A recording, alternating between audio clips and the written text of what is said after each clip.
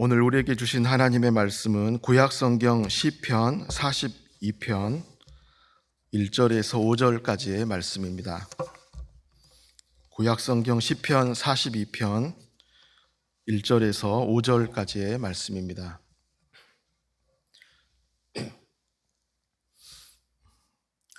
우리 한 절씩 교독하시고 마지막 5절은 함께 봉독하겠습니다. 하나님이여, 사슴이 시냇물을 찾기에 갈급함 같이 내 영혼이 주를 찾기에 갈급하니이다.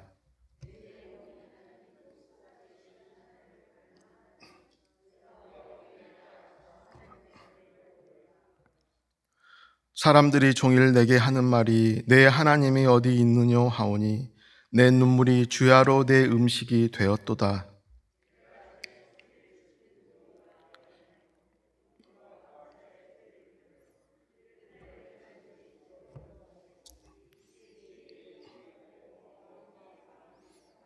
같이 읽겠습니다.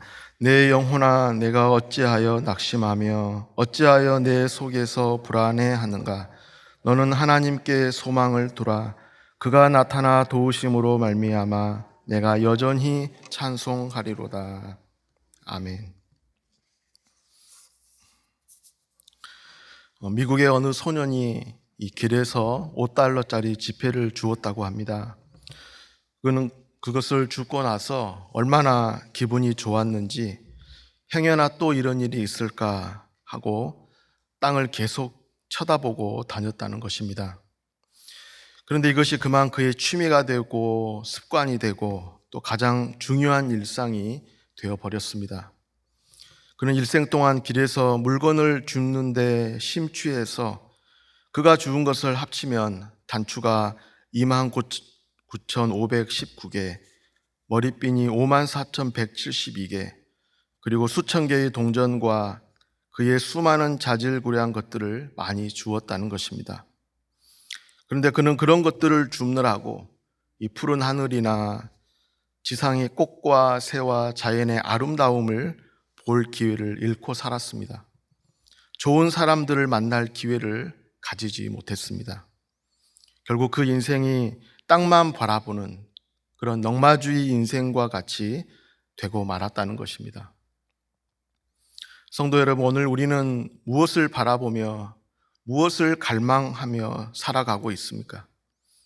이것은 우리에게 중요한 문제입니다. 왜냐하면 내가 무엇을 바라보고 갈망하느냐 하는 것은 그것이 곧 그 사람이 누구인지를 말해주기 때문인 것입니다. 사실 이 세상에는 단 두 부류의 사람이 존재한다고 할 수 있습니다. 한 부류는 하나님을 바라보며 갈망하는 자, 그리고 또 한 부류는 이 세상을 갈망하는 사람입니다.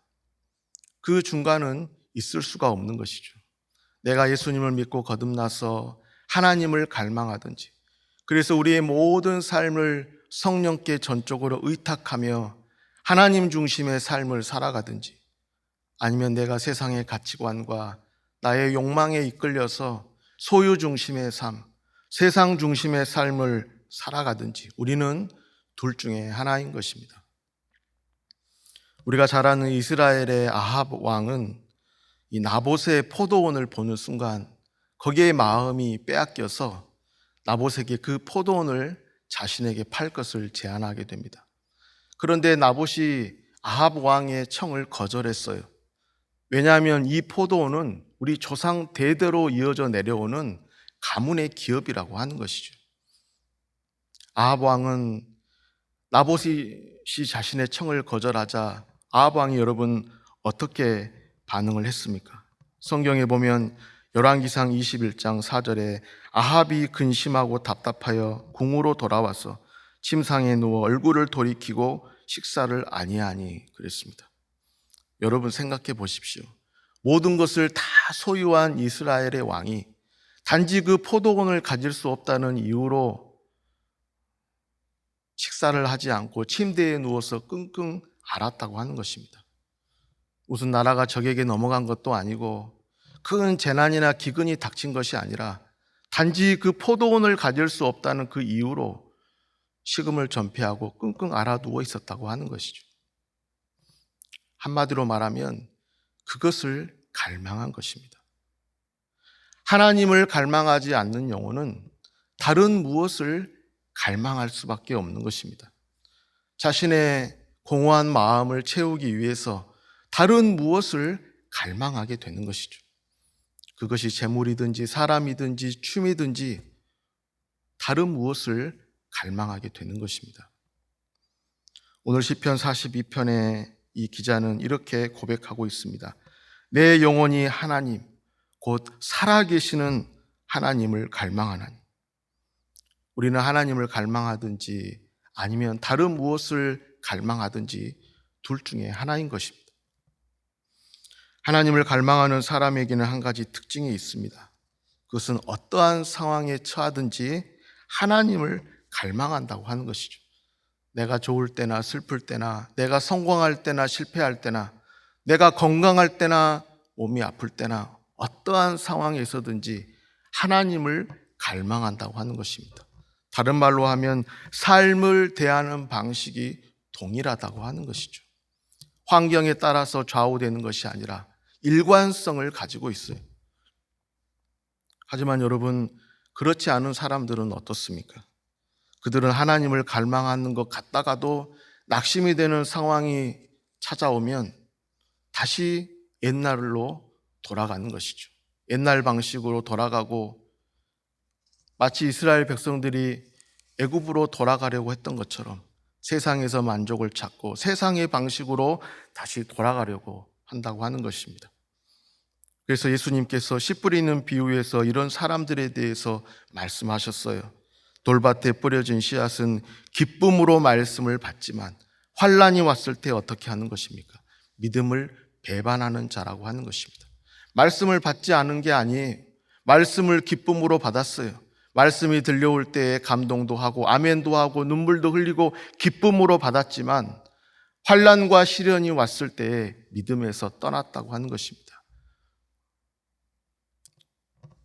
다시 말하면 삶을 대하는 방식이 일관성이 없는 것입니다. 이랬다 저랬다 들쑥날쑥 하는 것이죠. 오늘 이 시편의 기자는 고라 자손 중에 한 사람이 쓴 시편으로 그렇게 기록이 되어 있습니다. 우리가 아는 것처럼 이 고라 자손은 레위 지파의 한 분파였습니다. 그래서 이 사람은 하는 일이 성전을 섬기는 것이 이 사람이 감당하는 일이었어요. 그는 성전에서 일하면서 과거에 많은 좋은 추억들을 가지고 있었습니다. 성전을 섬기면서 많은 은혜를 받았어요. 그래서 오늘 4절에서는 이렇게 고백하고 있습니다. 내가 전에 성의를 지키는 무리와 동행하여 기쁨과 감사의 소리를 내며 그들을 하나님의 집으로 인도하였더니, 이 하나님의 사람은 하나님께 많은 은혜를 받았고 그 받은 은혜에 감사했고 하나님을 예배하고 찬양하며 하나님을 증거하는 자로 살았던 사람이었습니다. 그런데 무슨 일인지는 모르지만 자신에게 지금 낙심이 되는 상황이 찾아온 것이죠. 불안하고 괴롭고 힘든 상황이 찾아왔어요. 그래서 여러분 5절에 어떻게 말하고 있습니까? 내 영혼아, 내가 어찌하여 낙심하며 어찌하여 내 속에서 불안해하는가? 우리가 구체적인 이유는 모르지만 이 사람은 지금 큰 공경에 빠져 있다는 것을 우리가 알 수가 있습니다. 왜냐하면 다른 사람들이 자기를 향해서 손가락질하면서 네가 섬기는 하나님이 어디 있느냐 그렇게 조롱하고 있다고 하는 것입니다. 이것은 이 사람에게 있어서 가벼운 문제가 아니에요. 작고 사소한 문제가 아니라 다른 사람이 다 알 정도로, 다른 사람들에게 다 드러날 정도로 큰 사건이고 큰 문제였다고 하는 것입니다. 그래서 이 사람을 향해서 조롱하는 것이죠. 네가 예배하던 그 하나님이 어디 계시느냐? 네가 기도하며 찾고 네가 찬송하던 섬기던 그 하나님이 어디 계시느냐? 이 사람은 지금 낙심해 있는 것입니다. 성도 여러분, 우리가 그리스도인이라고 해서 우리가 큰 사건을 겪지 않는 것도 아니고 우리가 낙심하지 않는 법도 아닌 것입니다. 우리가 성도라고 해서 항상 기쁨으로 충만한 것은 아니에요. 우리는 여러 가지 문제 앞에서, 사건 앞에서 영적 침체를 겪을 때가 있는 것입니다. 왜냐하면 우리는 완전한 존재가 아니거든요. 우리는 불완전한 존재이고 우리는 다 연약한 존재이기 때문인 것입니다. 우리가 잘 아는 영국의 찰스 스펄전 목사님은 심한 통풍과 우울증을 앓았던 분으로 우리에게 알려져 있습니다. 당시 영국의 어느 화가가 이 스펄전 목사님의 초상화를 그리려고 했다가 이렇게 불평했다고 합니다. 목사님의 얼굴을 도대체 그릴 수가 없습니다. 얼굴이 매일 바뀌고 있고 단 한 번도 같은 모습인 적이 없군요. 그렇게 투덜댔다는 것입니다. 스펄전 목사님은 자신의 우울증을 극복하기 위해서 이 정신건강과 관련된 책을 30권이나 사서 읽었다고 합니다. 물론 그분은 성령 충만한 삶을 사셨지만 그분에게는 여러 가지 육체의 질병이 있었고 그분의 감정도 항상 일정했던 게 아니었어요. 여러분, 왜 그렇습니까? 그것은 그도 사람이기 때문인 것입니다. 우리가 그리스도인이 되었다고 해서 우리 몸의 본질이 바뀐 게 아니거든요. 우리의 성향은, 우리의 전체적인 성향은 거룩하게 변했지만 우리 몸은 그대로예요. 그래서 우리는 여러 가지 질병에도 걸리고 마음의 상처도 받고 마음의 여러 가지 낙심과 우울과 절망을 경험하며 살아간다고 하는 것입니다. 하지만 여러분, 그리스도인은 무엇이 다른 것입니까? 우리가 낙심이 되는 상황도 만날 수 있고 절망적인 순간도 있고 우리가 마음이 괴롭고 불안할 때도 있지만 그리스도인은 무엇이 다른 것인가? 오늘 이 하나님의 사람이 고백하는 것입니다. 내가 살아계시는 하나님을 갈망하나니. 그것은 우리 모든 삶의 영역 속에서 삶을 대하는 방식이 일정하다고 하는 것입니다. 동일하다고 하는 것이죠. 어떠한 상황에서도 그리스도인은 하나님을 갈망하는 것입니다. 다른 것을 찾고 다른 데에 우리가 눈을 돌리는 것이 아니라 우리의 모습은 다 다양하고 다를지라도 우리는 항상 하나님을 갈망하는 것입니다. 그러면 여러분, 오늘 이 시편 기자에게 하나님을 향하는 갈망, 이 갈망이 어떠한 모습으로 나타나고 있습니까? 여러분, 이 갈망이라고 하는 것은 겉으로 나타나게 되어 있거든요. 우리가 무언가를 갈망하게 되면 그것은 우리 속에 꼭꼭 숨어 있는 것이 아니라 겉으로 드러나고 표출된다고 하는 것입니다. 오늘 이 시편 기자의 하나님을 향한 갈망, 여러분, 이것이 어떠한 모습으로 나타나고 있는 것입니까? 먼저는 기도인 것입니다. 하나님에 대한 갈망은 기도로 나타나는 것이죠. 그런데 여러분, 이 기도는 기도이지만 이 시편 기자의 기도는 다른 특별한 무엇이 있었습니다. 그것은 이 시편 기자가 다른 것을 구하는 것이 아니라 다른 무엇을 구하는 기도가 아니라 지금 하나님을 구하는 기도라는 것을 우리가 알 수가 있는 것입니다. 오늘 2절을 보시면 내 영혼이 살아계시는 하나님을 갈망하나니. 지금 이 시편 기자는 하나님을 구하고 있어요. 하나님으로부터 오는 어떤 복이나 선물을 구하는 것이 아니라 하나님 자체를 구하는 기도를 드리고 있다고 하는 것입니다. 하나님의 현존과 성품, 하나님 인격이신 그 하나님 자체를 구하는 기도를 드리고 있다고 하는 것이죠. 여러분, 이것이 하나님을 갈망하는 자의 모습이라고 할 수 있는 것입니다. 다른 것을 구하는 것이 아니라 하나님을 구하는 거예요. 여러분, 왜 그렇습니까? 그것은 하나님은 우리에 대해서 모든 것을 다 알고 계시기 때문인 것입니다. 하나님께서 나에 대해서 모르시는 것이 없어요. 전지전능하신 하나님께서 나에 대해서 모든 것을 다 알고 계신다고 하는 것입니다. 그래서 이렇게 해주세요, 저렇게 해주세요. 그런 기도가 의미가 없다고 하는 것입니다. 오늘 이 시편 기자는 지금 이 상황을 바꾸어 주십시오. 하나님, 이 상황에서 저를 벗어나게 해 주십시오. 그렇게 기도하지 않았어요. 그는 단지 살아계신 하나님을 갈망하고 있는 것입니다. 하나님 자체를 구하는 기도를 드리고 있어요. 우리가 복음서에 보면 예수님은 이 기도의 내용을 가지고 하나님의 백성과 이방인을 구분해 주신 적이 있습니다. 그러면서 예수님께서 이렇게 말씀하셨어요. 그러므로 염려하여 이르기를 무엇을 먹을까 무엇을 마실까 무엇을 입을까 하지 말라. 이는 다 이방인들이 구하는 것이라. 너희 하늘 아버지께서 이 모든 것이 너에게 있어야 할 줄을 아시느니라 그랬습니다. 여러분 생각해 보십시오. 사실 인간에게 있어서 먹고 마시고 입는 문제만큼 중요한 것이 어디 있습니까? 세상 사람들을 보면 결국은 이 문제를 해결하기 위해서 아침부터 밤까지 밤이 새도록 수고하고 있으며 살아가는 것이죠. 그래서 이 문제가 잘 해결되면 그 사람은 행복한 사람이고 성공한 인생을 사는 것이고, 이 문제가 잘 해결되지 못하면 불행하고 실패한 인생을 사는 거라고 생각하는 것입니다. 왜냐하면 이것은 우리의 생명과 직결된 문제이기 때문이에요. 우리의 건강과 직결된 문제, 우리의 삶의 질과 우리의 품위와 직결된 문제라고 하는 것입니다. 그런데 예수님께서 이것을 구하지 말라고 하셨어요. 구할 필요가 없다고 하는 것입니다. 왜냐하면 하나님 아버지께서 다 아시기 때문이라고 하는 거예요. 여러분, 그러면 우리는 무엇을 구하는 사람입니까? 가장 중요한 문제를 구할 필요가 없다면 하나님의 자녀는 하나님 앞에 무엇을 구하는 존재입니까?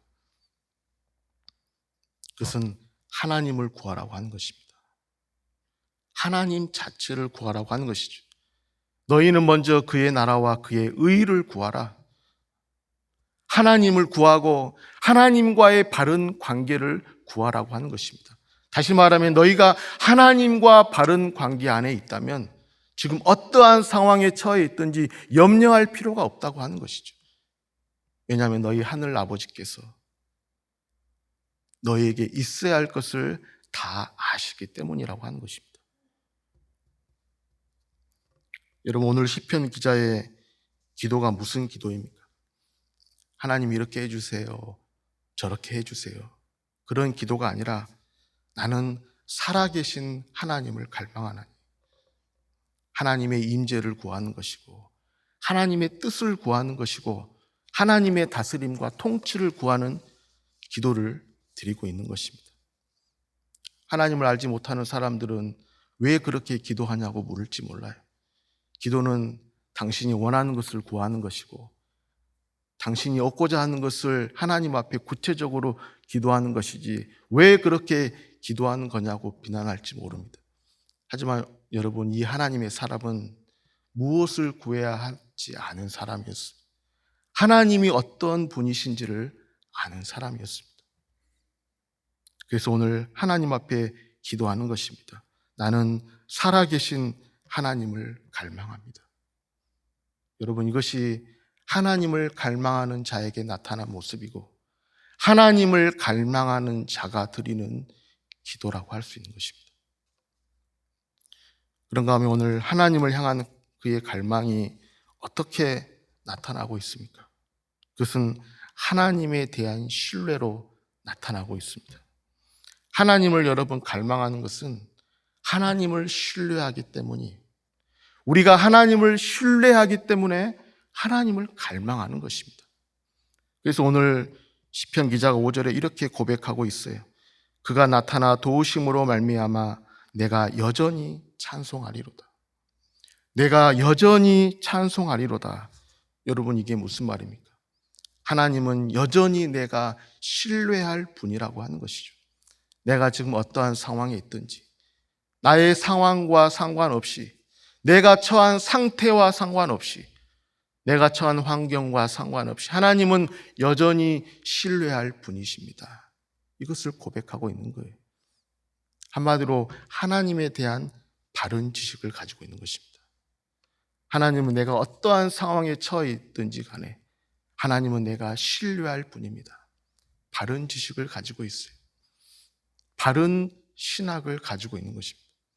사실 여러분 따지고 보면 하나님에 대한 바른 지식이 있기 때문에 하나님에 대해서 바른 기도를 드릴 수 있는 거예요. 하나님 이렇게 해 주십시오. 저렇게 해 주십시오. 그런 기도가 아니라 저는 살아계신 하나님을 갈망합니다. 하나님에 대한 바른 지식에서 바른 기도가 나왔던 것이죠. 하나님은 내 형편과 상관없이 여전히 신뢰할 분이라고 하는 것입니다. 사실 여러분, 우리가 영적 침체에 빠지는 이유 중에 하나가 무엇입니까? 그것은 하나님에 대한 불신과 의심 때문이에요.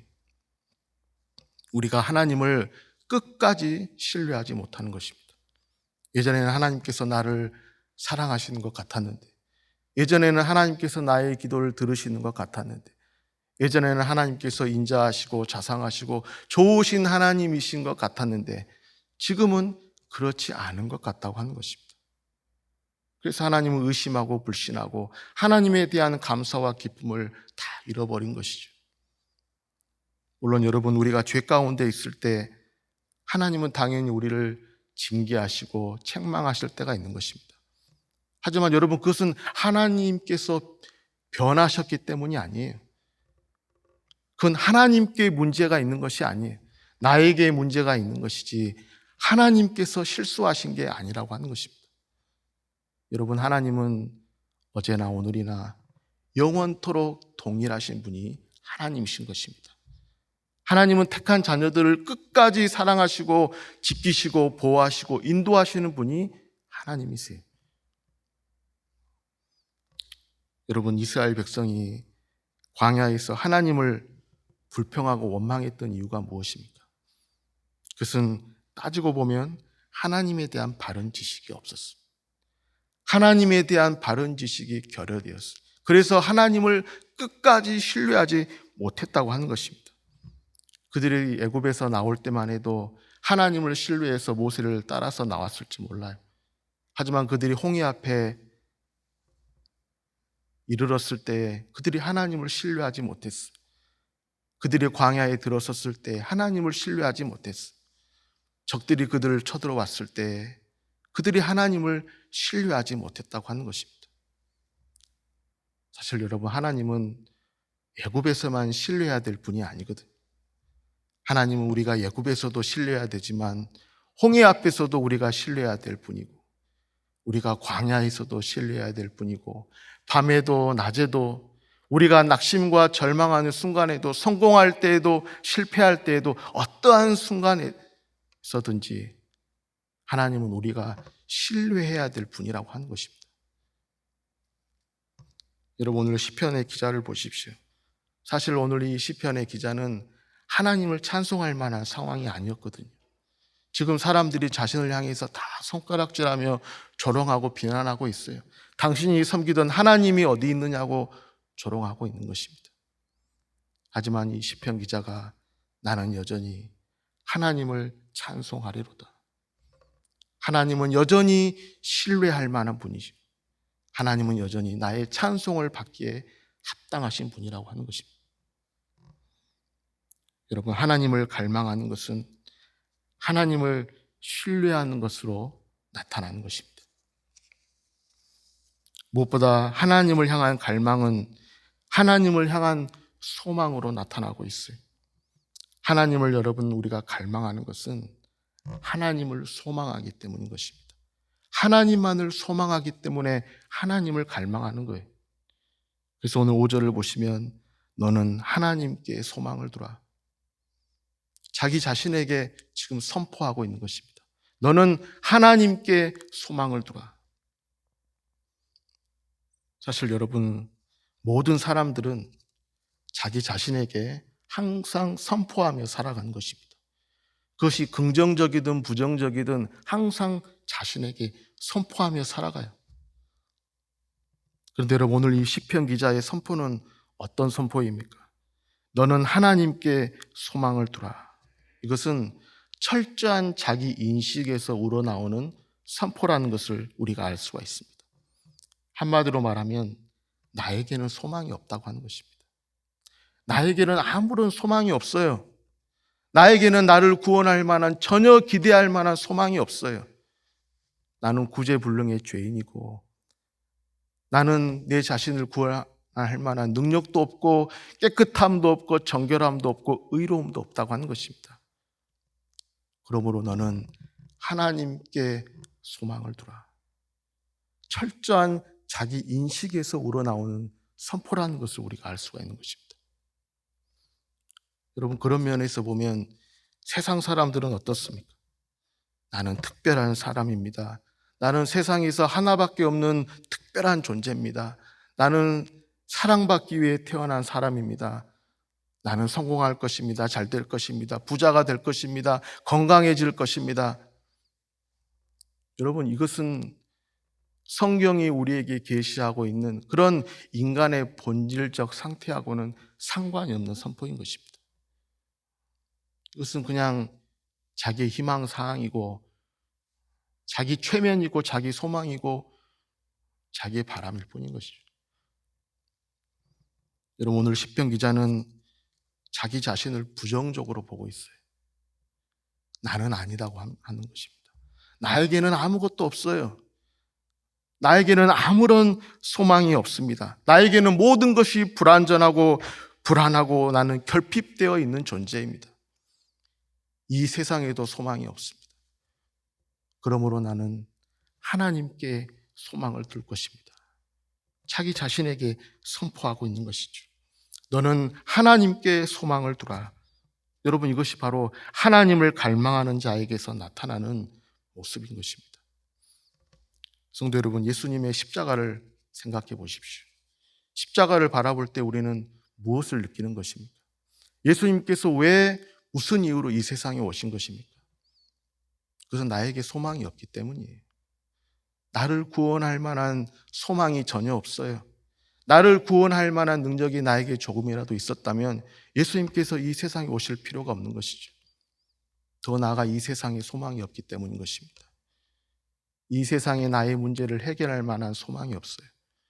조금이라도 있었다면 예수님께서 이 세상에 오실 필요가 없는 것입니다. 이 사실을 철저하게 깨닫고 인식한 자만이 이 땅에 오신 예수 그리스도를 바라보게 되는 것입니다. 독생자 예수님을 나의 구원자 하나님으로 우리가 받아들이고 그 예수님만을 의지하게 되는 거예요. 예수님께 우리의 모든 소망을 두게 되는 것입니다. 빌그레아 목사님께서 집회를 하시는데 어떤 사람이 이런 질문을 했다고 합니다. 목사님은 장차 올 미래에 대해서 많은 설교를 하셨는데 그렇다면 목사님 자신의 미래에 대해서도 잘 알고 계십니까? 이 질문에 빌리그레아 목사님은 이렇게 대답했습니다.